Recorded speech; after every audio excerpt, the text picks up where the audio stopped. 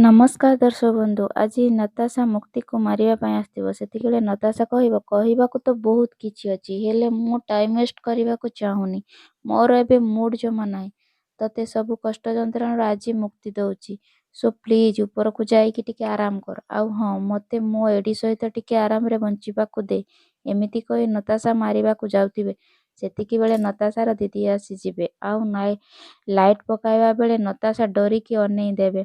ନତାଶା ଦିଦି କହିବେ, ତୁ କ'ଣ କରୁଛୁ ଏଠି? ତାପରେ ଶାଲିନୀ ଆସିକି କହିବେ, ମୁଁ ବି ନତାଶା ସହିତ ମୁକ୍ତିକୁ ଦେଖା କରିବା ପାଇଁ ଆସିଥିଲି।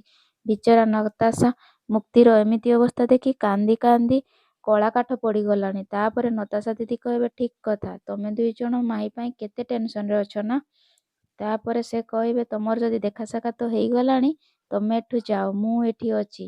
ଏବେ ଆଉ କ'ଣ ପ୍ଲାନ୍ କରିବ ନତାଶା? ଆଗକୁ ଜାଣିବା ପାଇଁ ଚ୍ୟାନେଲକୁ ଲାଇକ୍, ସେୟାର, ସବସ୍କ୍ରାଇବ୍ କରନ୍ତୁ। ରହୁଛି, ବାଏ।